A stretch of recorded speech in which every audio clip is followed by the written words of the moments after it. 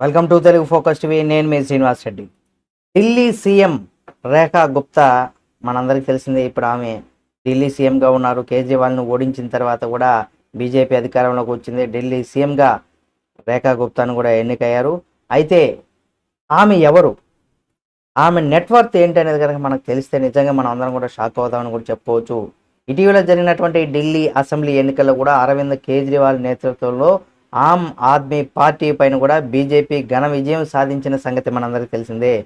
26 ఏళ్ల తర్వాత దేశ రాజధానిలో బీజేపీ తిరిగి అధికారంలోకి వచ్చింది.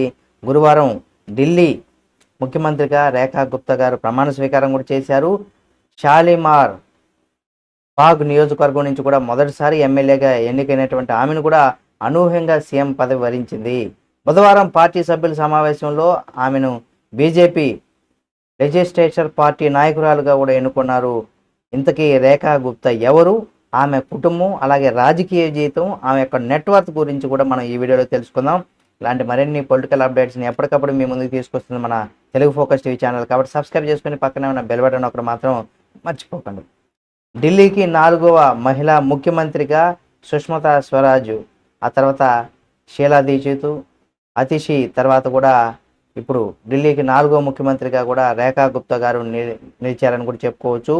అలాగే మాదరన్ లాల్ ఖురానా, అలాగే సాహిబ్ సింగ్ వర్మ, సుష్మతా స్వరాజ్ తర్వాత కూడా ఢిల్లీలో ఈ పదవి చేపట్టినటువంటి 4వ బీజేపీ నేతగా, బీజేపీ పాలిత రాష్ట్రాల్లో ప్రస్తుతం పనిచేస్తున్నటువంటి ఏకైక మహిళా ముఖ్యమంత్రిగా కూడా ఈమె ఉండడం గమనార్హం కూడా చెప్పుకోవచ్చు. రేఖా గుప్తా గారు 1974 జూలై 19వ తేదీన హర్యానాలోని జింద్ జిల్లాలో నందిగర్ గ్రామంలో కూడా జన్మించారు. ఆమె బనియా అంటే వైశ్య వర్గానికి చెందినటువంటి వారు. ఆమెకు 2 ఏళ్ళప్పుడు కుటుంబం ఢిల్లీకి కూడా వచ్చి స్థిరపడింది. ఆమె 1993లో ఢిల్లీ విశ్వవిద్యాలయంలోని దౌలత్ రామ్ కాలేజీ నుంచి కూడా కామర్స్లో బ్యాచిలర్స్ డిగ్రీని కూడా పూర్తి చేశారు. 2022లో చౌదరి చరణ్ సింగ్ విశ్వవిద్యాలయం నుంచి కూడా లా డిగ్రీని కూడా అందుకున్నారు.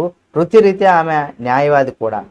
అయితే ఇక్కడ కుటుంబ నేపథ్యం కనుక మనం చూసినట్లయితే రేఖా గుప్తా తాత రాజేంద్ర జిందాల్ అలాగే జులానాలో కమిషనర్ ఏజెంట్గా కూడా పనిచేశారు. ఆమె తండ్రి జై భగవాన్ జిందాల్ స్టేట్ బ్యాంక్ ఆఫ్ ఇండియాలో కూడా ఉద్యోగి. ఆమె తల్లి ఊర్మిళ జిందాల్ గృహిణి.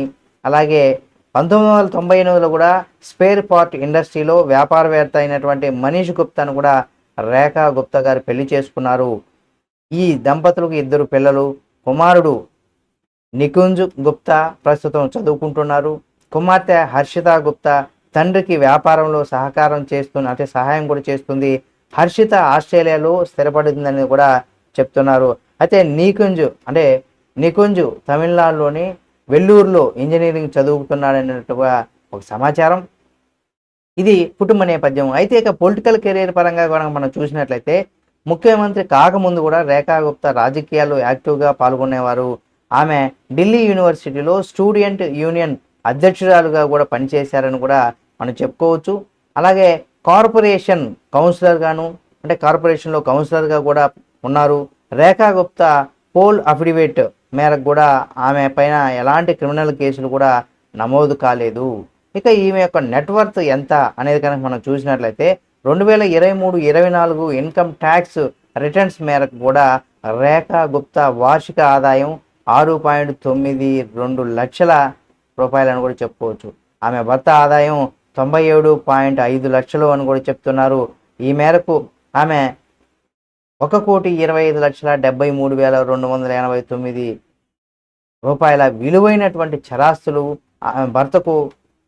ఆమెకున్నాయని, ఆమెకు ఎంత ఉంటే మరి భర్తకు 1,14,51,770 చరాస్తులు ఉన్నాయని కూడా రేఖా గుప్తా స్థిరాస్తుల విలువ ఈ విధంగా ఉన్నాయంటే భర్తకి 1,25,00,000 పైన ఉంటే ఇక్కడ ఈమెకి 1,14,00,000 మేర కూడా చరాస్తులు ఉన్నాయి.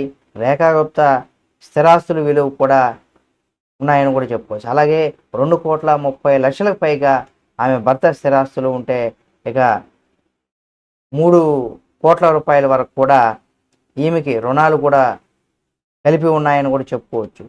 అంటే దీంతో మనం కనుక చూసినట్లయితే 48,44,685 రూపాయల అప్పులు కూడా వీరికి ఉన్నాయని కూడా చెప్తున్నారు. ఇది ఈయనకున్నటువంటి ఆస్తులు, స్థిరాస్తులు, ఈయనకున్నటువంటి కుటుంబ నేపథ్యం, రాజకీయ నేపథ్యం అన్నీ కూడా ఇది ప్రధానంగా ఆమెకున్నటువంటివి పూర్తి సమాచారం. ఈ వీడియో మీకు నచ్చితే లైక్ చేయండి. ఇలాంటి మరిన్ని వీడియోలను ఎప్పటికప్పుడు మీ ముందుకు తీసుకొస్తుంది మన తెలుగు ఫోకస్ టీవీ ఛానల్. కాబట్టి సబ్స్క్రైబ్ చేసుకుని పక్కనే ఉన్న బెల్ బటన్ ఒకటి మాత్రం మర్చిపోకండి.